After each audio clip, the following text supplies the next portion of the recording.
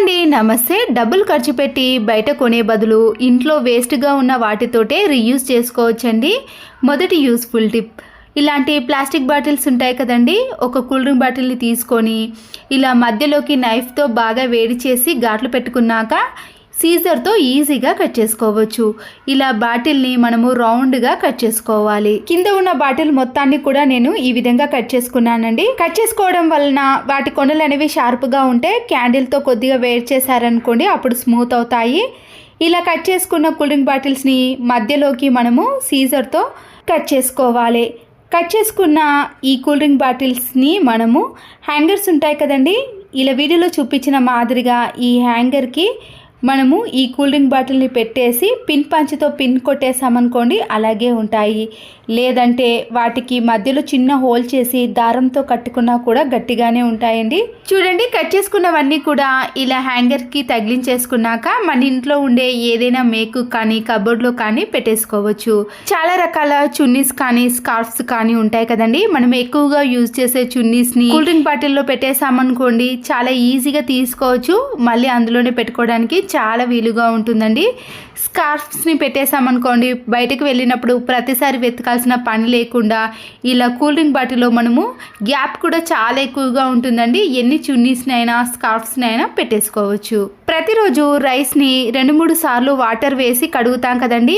మొదట కడిగిన వాటర్ని ఒక గిన్నెలోకి వేసుకోవాలి. అయిపోయిన కోల్గేట్ పేస్ట్ ఉంటుంది కదండి, దాంట్లో ఎంతో కొద్దిగా పేస్ట్ అనేది మిగిలిపోతుంది. దాన్ని పడేయకుండా సీజర్తో ఇలా చిన్న చిన్న పీసెస్గా కట్ చేసుకొని వీటన్నిటిని కూడా రైస్ కడిగిన వాటర్ ఉంది కదండి, దాంట్లో కలిపేసి దాంట్లో ఉన్న పేస్ట్ అంతా కూడా దాంట్లోకి వెళ్ళే విధంగా కలిపేసేయండి. 2-3 మినిట్స్ తర్వాత కట్ చేసిన కోల్గేట్ పేస్ట్ ఉంది కదండి, ఈ రైస్ వాటర్లో నుంచి వాటిని తీసేయండి.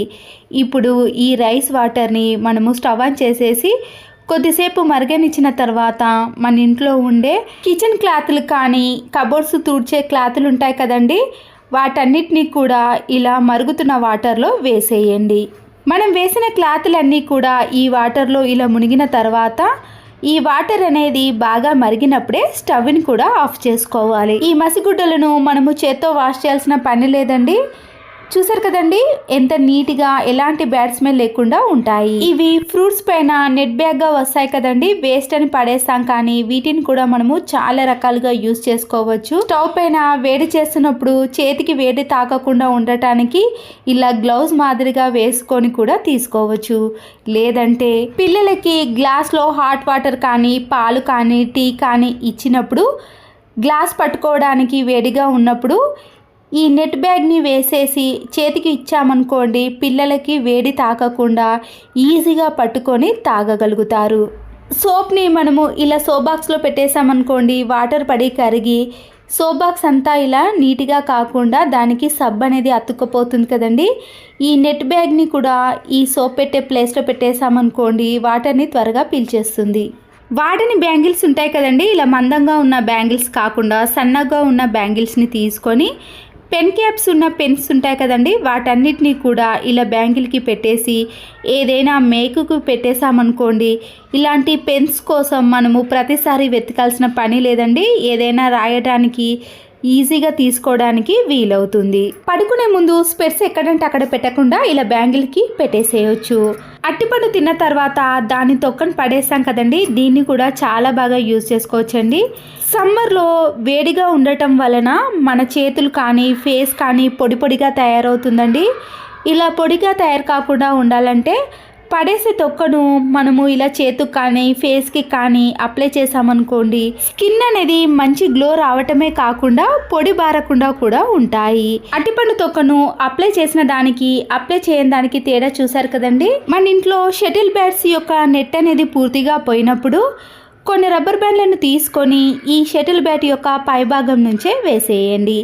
మీరు కొద్దిగా గ్యాప్ ఇచ్చుకుంటూ ఎన్ని రబ్బర్ బ్యాండ్లైనా వేసుకోవచ్చు. ఈ షటిల్ బ్యాట్ని ఏదైనా హ్యాంగర్ కానీ ఇలాంటి చిన్న మేకుకు వేసేసామనుకోండి, ఈ రబ్బర్ బ్యాండ్ మధ్యలో టిక్ టాక్ పిన్స్ కానీ కీ చైన్స్ కానీ తాళాలు కానీ మీకు నచ్చినవి ఏవైనా ఈజీగా పెట్టుకోవచ్చండి.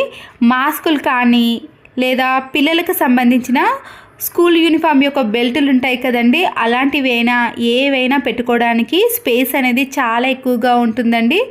అన్నీ ఒకే దగ్గర ఉండటం వలన వెతకాల్సిన పని కూడా ఉండదు. సమ్మర్లో నిమ్మకాయల సీజన్ కాబట్టి రేట్స్ అనేవి ఎక్కువగా ఉంటాయి. మనము కొద్దిగా నిమ్మరసం కావాలన్నప్పుడు పూర్తిగా ఈ నిమ్మకాయని కట్ చేయకుండా ఇలా ఏదైనా మేకుతో చిన్న హోల్ అనేది చేసుకోవాలి. కొంచెం నిమ్మరసం కోసం పూర్తిగా నిమ్మకాయని కట్ చేయకుండా ఇలా చిన్న హోల్ చేసి దాంట్లో మనకి కావలసినంత రసాన్ని తీసుకొని మళ్ళీ ఫ్రిడ్జ్లో అలాగే పెట్టేసామనుకోండి, ఫ్రెష్గా ఉంటుంది, త్వరగా పాడవకుండా కూడా ఉంటాయి. కొబ్బరి నూనె ఎక్కువగా ఉన్నప్పుడు చాలా రోజులు వాడక అలాగే పెట్టేసామనుకోండి, కొద్దిగా స్మెల్ అనేది వస్తుంది కదా. దీంట్లో మందారాకు కరివేపాకు కలిపాను కాబట్టి ఆ కలర్లో ఉందండి. చాలా రోజు కొబ్బరి నూనెను యూజ్ చేయకుండా అలాగే పెట్టేసామనుకోండి, రాళ్ళ ఉప్పు ఉంటుంది కదండి, రాళ్ళ ఉప్పును మరీ ఎక్కువగా కాకుండా ఇలా చిన్న పిసర్లుగా చేసి కొబ్బరి నూనెలో వేసేయండి. దీనివల్ల స్మెల్ అనేది అస్సలకే రాదు. మనం వేసింది చాలా తక్కువ పరిమాణం కాబట్టి జుట్టు రాలే అవకాశం కూడా ఉండదు. ఒక కొబ్బరి చుప్పని తీసుకొని ఇలా మేకుతో కింది భాగాన ఒక హోల్ అనేది చేసుకోవాలి. పువ్వులు అల్లేటప్పుడు దారం అనేది చిక్కుబడిపోతుందండి, దారం కూడా చాలా వేస్ట్ అయిపోతుంది కదా. ఇలా కొబ్బరి చిప్పలో హోల్ చేసాం కదండి, ఆ హోల్లో నుంచి ఈ దారం కొనను తీసి అప్పుడు పూలమాలను అల్లేసామనుకోండి, మన పని అనేది చాలా ఈజీ అయిపోవటమే కాకుండా దారం కూడా కొద్దిగా కూడా వేస్ట్ కాకుండా ఇలా ఈజీగా పూలమాలను అల్లేసుకోవచ్చు. ఖాళీ కొబ్బరి చిప్పలు ఉంటాయి కదండి, ప్రతిరోజు మనము రైస్ కొలిచి పెట్టుకుంటాం కదా, స్టీల్ గ్లాస్ కానీ ప్లాస్టిక్ గ్లాస్తో కొలిచి పెట్టుకున్నాం అనుకోండి, పురుగు పట్టే అవకాశం ఉంటుంది. ఇలా కొబ్బరి చిప్ప సహాయంతో మనము రైస్ని తీసుకున్నాం అనుకోండి, పురుగు పట్టకుండా చాలా రోజుల పాటు ఫ్రెష్గా ఉంటాయి. మరొక యూస్ఫుల్ టిప్, పాత సాక్స్ను కానీ చినిగిపోయిన సాక్స్ను కానీ తీసుకొని ఇలా కింది భాగాన కట్ చేసుకోవాలి. ఆయిల్ క్యాన్ కానీ ఆయిల్ బాటిల్స్ ఉంటాయి కదండి, మనము ప్రతిసారి నూనె వేసినప్పుడు కొద్దిగా అంచుల వెంబడి కారి జిడ్డు మరకలు అనేవి తయారవుతాయి. లేదా కర్రీ వేసేటప్పుడు కూడా కొద్దిగా కారినప్పుడు జిడ్డు పట్టి క్లీన్ చేసేటప్పుడు మన చేతులు కూడా నొప్పి పెడుతూ ఉంటాయండి. ఇలా వేస్ట్గా ఉన్న సాక్స్ను ఈ ఆయిల్ క్యాన్కి వేసామనుకోండి, ఈ సాక్స్ అనేది పడ్డ ఆయిల్ అంతా కూడా పీల్చేస్తుంది కాబట్టి క్లీన్ చేసేటప్పుడు చాలా సింపుల్గా ఈజీగా క్లీన్ చేసుకోవచ్చు.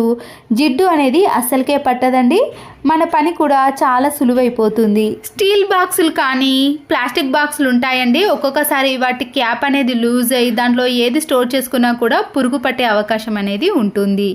మన ఇంట్లో వైట్ ప్లాస్టర్ కానీ ఇలాంటి ప్లాస్టర్ని తీసుకొని స్టీల్ బాక్స్ అంచు వెంబడి ఒకసారి కానీ క్యాప్ అనేది ఎక్కువగా లూజ్ ఉందనుకోండి, 2 సార్లు కానీ చుట్టేశారనుకోండి, అప్పుడు ఈ బాక్స్ అనేది టైట్ అయిపోతుంది. మనము దీంట్లో ఏదైనా స్టోర్ చేసుకొని పెట్టేసామనుకోండి, పురుగు పట్టకుండా ఈ స్టీల్ బాక్స్ని మళ్ళీ రీయూస్ కూడా చేసుకోవచ్చు. మన ఇంట్లో ఉండే రాళ్ళు ఉప్పు కానీ సన్నుప్పు కానీ చెమ్మ వలన ఉప్పు అనేది తడిగా తయారవుతుందండి. కొబ్బరి చిప్పను కొద్దిగా కట్ చేసి దీంట్లో పెట్టేసామనుకోండి, చెమ్మనంతా కూడా ఇది పూర్తిగా పీల్చేస్తుంది.